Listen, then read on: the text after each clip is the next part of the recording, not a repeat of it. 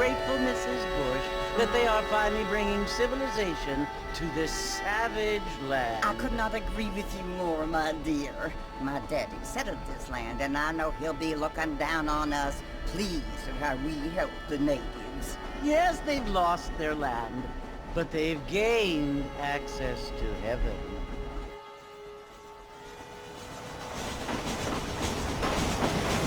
But Father, do you mean unless an innocent receives communion, they're destined to go to hell? It hardly seems fair. What I mean to say, Jenny, is that there is a great deal of difference between an innocent and a savage. I never thought of it that way. Yes, they lived like animals, but they're happier now.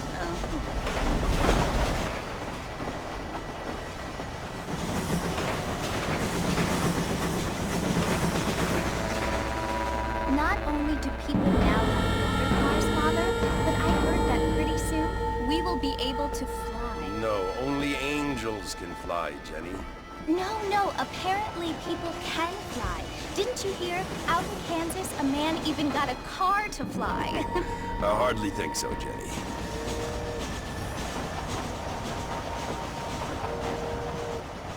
Apparently, Mr. Johns wants to run for governor, which is why he's so concerned with cleaning up the state. Nate Johns.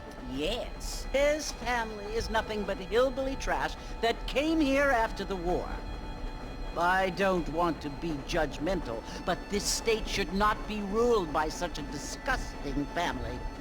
A family without class. Apparently, the Johns family have made a lot of money, and he has a lot of friends in politics. Mrs. Bush, money isn't everything. There are many things that money cannot buy. It seems that money can buy voters, though.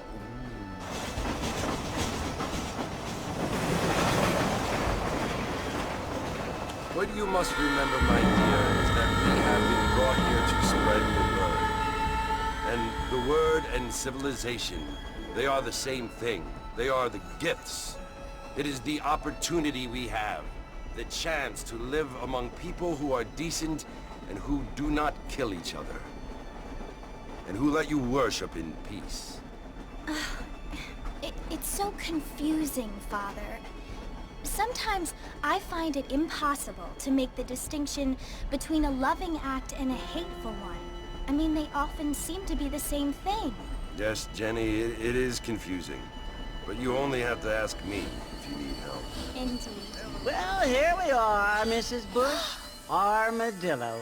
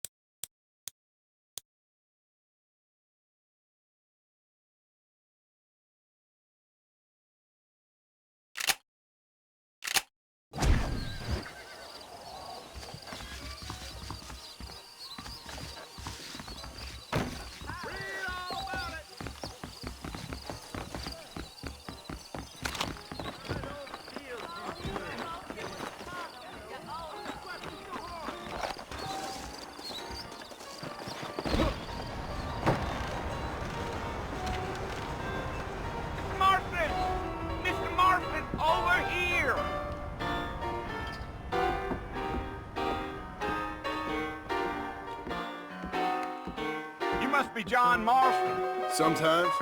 I'm Jake. Your friends from Blackwater hired me to guide you. They ain't my friends, but pleased to meet you, Jake. I got the horses saddled up and ready out front.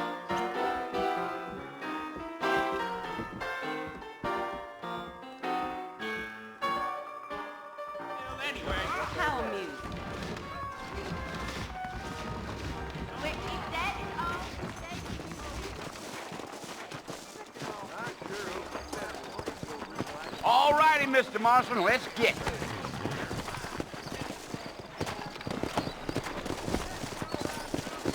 Take it slow on the way out of town.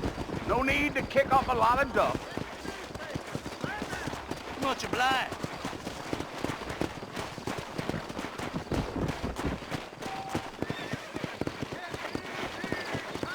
Come on, easy up now. Come! Yeah, yeah.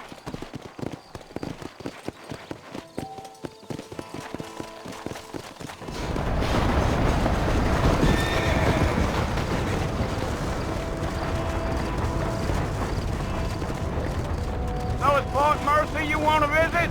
That's right. Ain't taking nobody up to the fort in a long time. Strange place for a decent fella to want to visit, if you don't mind me saying. Who said I was a decent fella? It's been abandoned for years now. Folks say it was built during the Mexican War. All kinds of soldiers around back then. Why'd they leave? Well, I ain't entirely sure. I heard they had to go up north to fight Indians, or maybe they got tired of being soldiers and went looking for gold. You know how things is. So what are you doing up at the fort? I'm looking for an old friend. Well, like I says, you ain't gonna find many folk around those parts these days. Those you do find are about as sociable as an ulcerated back tooth. I mean, I ain't one to judge a man by the company he keeps, but... Well, he ain't been friends for a long time.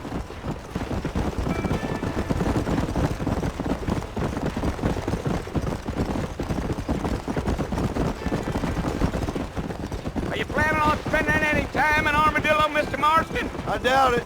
I ain't planning on staying very long. Well, if you're fixing for some female company, you can do a lot worse than Armadillo.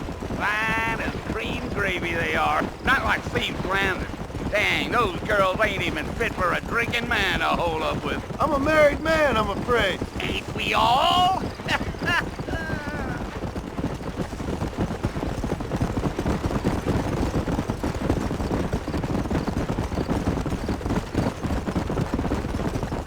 Yeah, so it was the marshal who hired me. Lee Johnson, do you know him? I think I heard his name. Says he got a telegram from some Blackwater big bugs asking for a guide. I guess it's none of my business. That's right.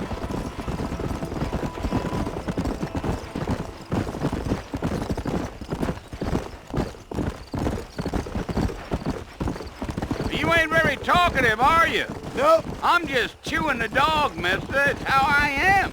I don't mean nothing by it. Trust me. There's things you better off not knowing.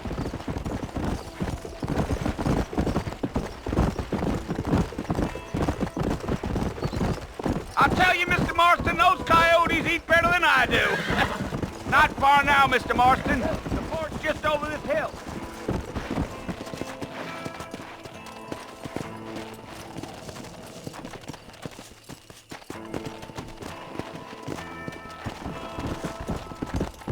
Whoa there.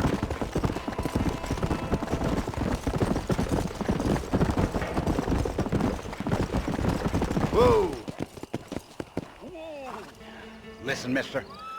This here's what's left of Fort Mercer. Some gang rode in and took the place over. So I understand. This is where we part ways, friend. You have yourself a good time.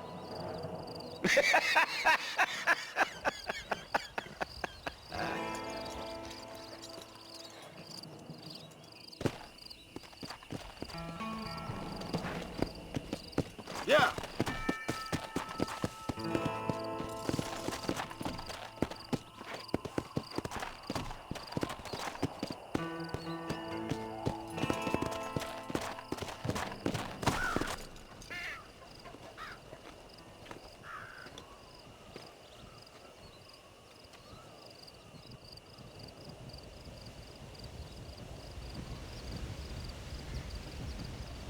Bill! Bill, I've come for you!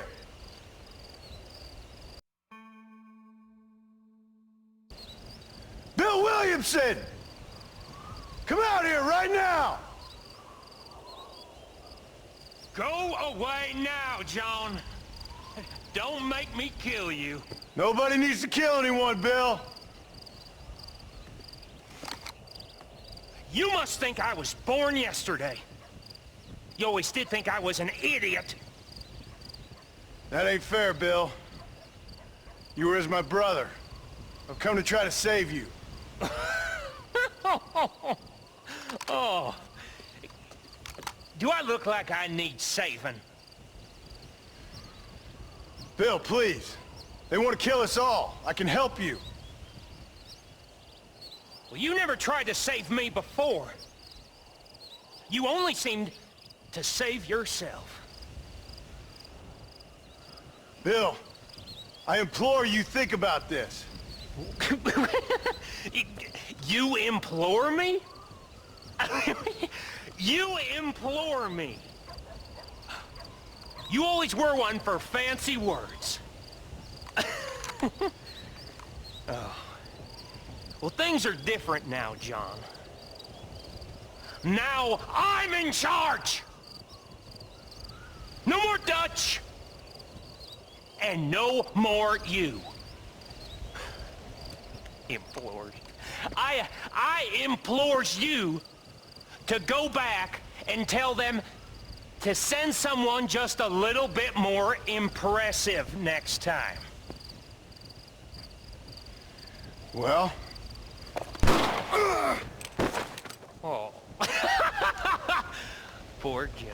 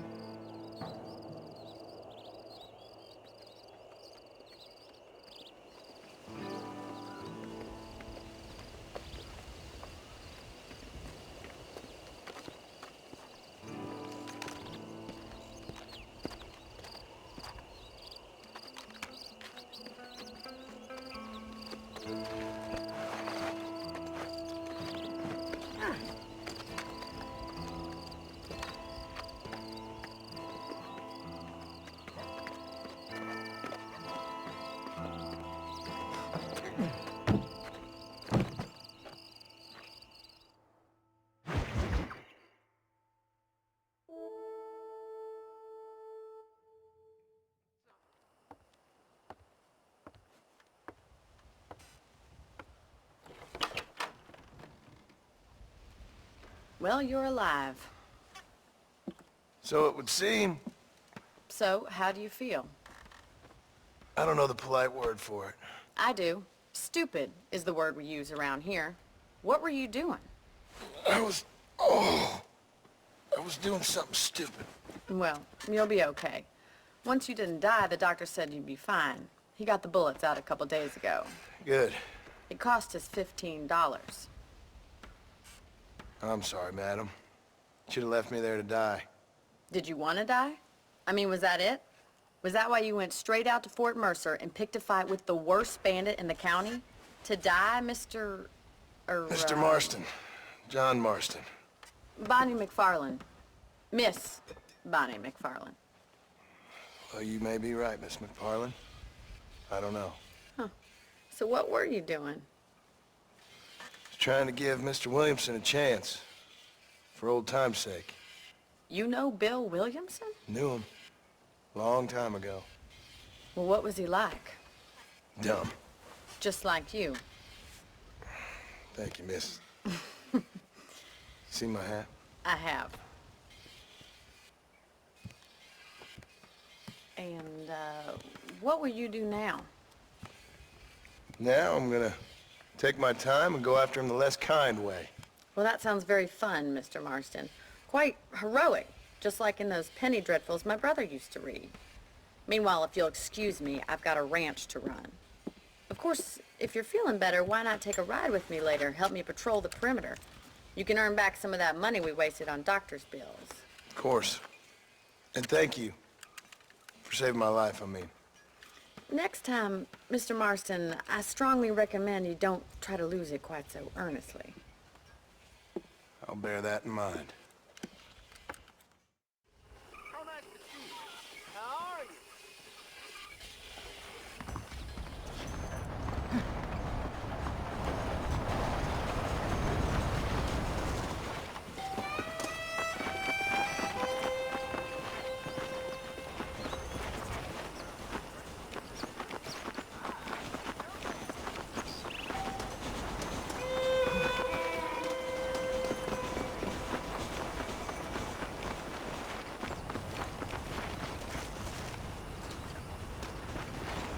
Mr. Marston.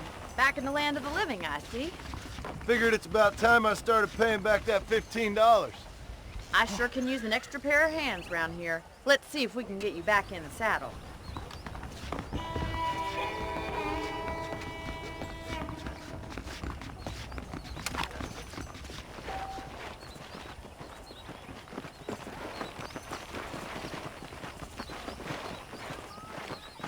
There's the foreman's office. It's also where we lock up good-for-nothing outlaws, such as yourself. I'm happy enough with my current quarters right now, Miss McFarland. Hop on up. He won't bite. Come on then. I'll show you.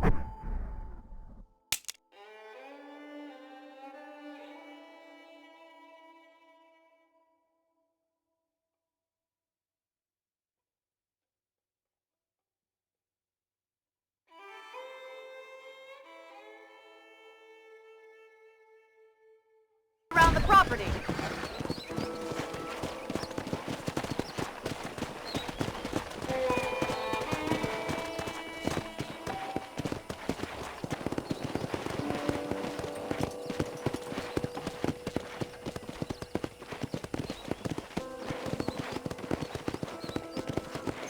To your right is the general store. You won't find Parisian high fashion, but it's good for the essentials.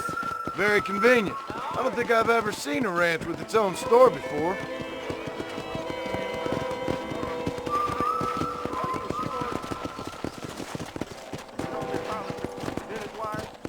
And here's the corral. This one's for the horses. What do you think? I'm no expert, but it certainly looks like a fine corral. I suspect you've stolen more horses than you've broken. Now, where'd you get such an idea? First impressions are hard to erase.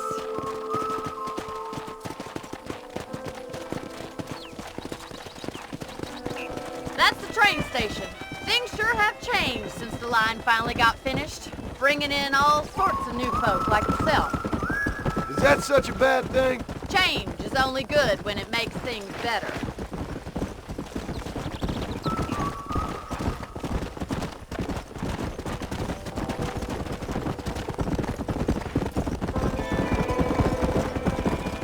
That's the barn over there. Paul built it himself when I was just a little girl. Come on, boy. And here we are, back at the house. Let's stop for a while before we head out on patrol. You'll get no complaints from me, Miss McFarland.